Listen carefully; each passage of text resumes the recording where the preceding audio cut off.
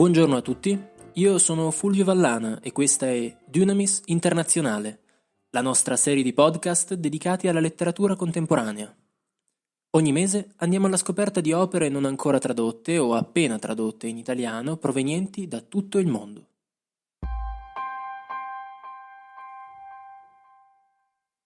Oggi il nostro ospite è Neil Malloy, che insegna lingua e letteratura francese in una scuola della Borgogna e che sta lavorando a un progetto di ricerca sulla letteratura francese contemporanea. L'opera di cui Neil ci parlerà è So Long Louise di Céline Minard. Pubblicato per la prima volta nel 2011 e vincitore del France Essel Prize, il libro non è ancora potuto finire sul comodino di noi lettori italiani perché non è ancora stato tradotto nel nostro paese.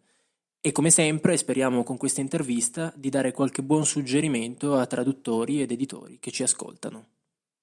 Neil, thank you very much for being with us. First of all, please help us know something more about this author and her work.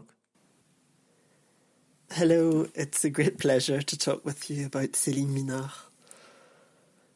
So Long Louise is the story of a writer's confession, composed by an author who is herself very guarded. Céline Minard is scrupulous about not giving too much away.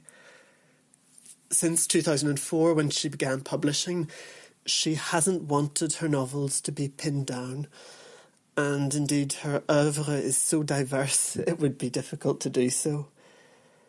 Nevertheless, I think there are two broad categories of writers.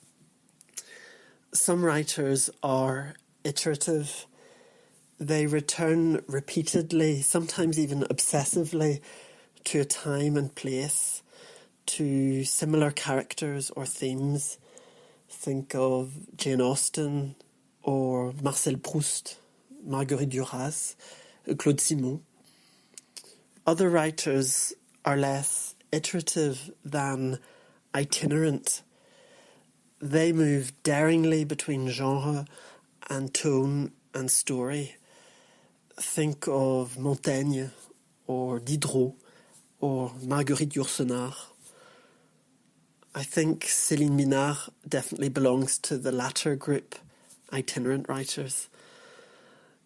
Each of her novels seems radically different from the others as she shifts her attention to a different period and style. So you get a post-apocalyptic anticipation novel, Le Dernier Monde, which is followed by a novel called Bastard Battle, which is a story steeped in medieval epic. The settings of her novels change too, from the plains of the American Far West in Faillir être flingué to a mountain retreat in Le Grand Jeu. So I think if there's a common thread to Céline Minard's output, it's a belief in the power of words to summon up whole worlds and an interest in human beings' relationship with their environment, setting men and women in their habitat. So, what about this novel in particular? Well, So Long Louise was first published, as you mentioned, in 2011, and it's all about language's potential to create a world. It's presented as the last will and testament of the anonymous narrator, a prolific French writer who has chosen English as her language of literary creation. So, like a modern-day Beckett or Nabokov, her bilingualism has become her trademark. She is much praised. She has published nearly 20 books, has been awarded the Booker Prize twice, and is regularly discussed in academic conferences. But nearing the end of her life, she at last comes clean and reveals that her writing career has been no more than an elaborate hoax. In reality, she confesses all her novels have been written in French and translated into English. The most she has written in the language of Shakespeare are shopping lists or instructions for her housekeeper. In this final text, then, she sets the record straight with surprisingly little regret or compunction. She's quite happy to take the money and recognition she's earned for herself and to elect her partner, an artist called Louise, as her heir. From her reclining chair then in the garden of a great abandoned hotel which she now owns, she writes her final book and thinks back over her life.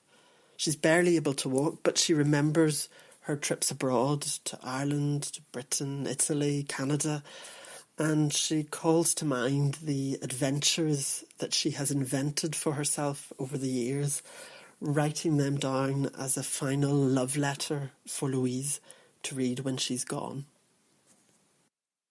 In a way, to discover that a writer is a liar should not be a great surprise. But how does the book focuses on the issues of truth, lies, and fiction? One of the book's main themes is the hairline crack that separates fiction from lies. It's often quite hard to establish the facts in the plot, to tell the difference between what has really happened and what is pure fantasy. The book then raises questions about the status of fiction. Is telling tales the same as telling lies? And does it matter? Truth is as slippery as an eel, the narrator remarks on the novel's final page, and the book is itself slippery. It begins like a legal document, but it keeps changing shape, and it's not long before the narrative pulls us towards fantasy. So the book looks like one thing, but keeps turning into another. There's a wonderful moment which encapsulates this movement when the narrator and Louise open a trunk in an attic with a set of old keys. Inside the chest hang fabulous costumes, and they put on the clothes, a long pearl grey coat, a fur-lined cloak, just like little girls playing at dressing up. Behind the rack of clothes are lots of drawers and compartments, and suddenly one of the trunk's panels almost magically unravels itself, and it's not long before, a bit like Alice disappearing down the rabbit hole into Wonderland, or Lucy stepping through the wardrobe into Narnia, that Louise and the narrator climb through the chest's hidden portal into an underground world populated with a multitude of imaginary creatures, pixies, dwarves, panuti, those big-eared people straight out of Celtic and classical folklore. The book keeps sliding towards these fictional worlds. Of course, it could be tempting to think that the narrator is away with the fairies, as the saying goes, that these flights of fantasy are nothing more than an old person losing their grip on reality. But these fairy tales aren't the signs of a second childhood or the symptoms of senility. Rather, I think they're symptomatic of the way the narrator has chosen to live her life for years. She's forever making things up, forever inventing new identities for herself. She's always enjoyed provoking chance, rather like a surrealist artist might. She develops even a whole theory of what she calls la jectance, or l'action jectée. That is a creative act undertaken like a throw of the dice. The term comes from the Latin expression alia jecta est. So she takes a gamble, really, at being someone else. And the moments the narrator recalls these incidents are some of the most enjoyable sections of the book. For example, when she assumes a character in order to stage a miniature hold-up in a service station, or when she hoodwinks a countess into lending her and Louise a car and a credit card before making off with both. And these actions are at once games, pieces of performance art, almost a happening, and deceptive criminal acts. I think it's not for nothing that the narrator quotes more than once the playful medieval French poet François Villon, for whom criminality and creativity are closely linked. The narrator is always unrepentant about her petty crimes, but it's interesting that the lines between play and fiction and felony are continually blurred, and I think for the reader at least, not without moral ambiguity. So long, Louise. Is there any melancholy in this book? Shall we expect a sort of narrator's spiritual testament? What's enjoyable about the book is that all this behaviour is a far cry from what one might have initially imagined. If you read the title and the blurb, you might expect the muted, retiring tones of a final adieu, the wisdom of the years imparted to a loved one as death approaches. But the narrator wonders, why should the last moment of a life be any more significant than any other?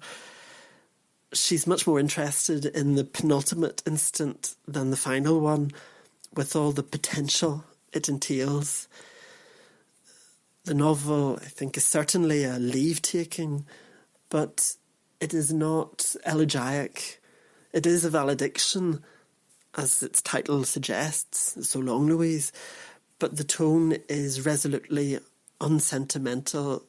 At times it's even irreverent and acerbic. This is not old age on its best behaviour. Literary journalists and critics get very short shrift, for instance.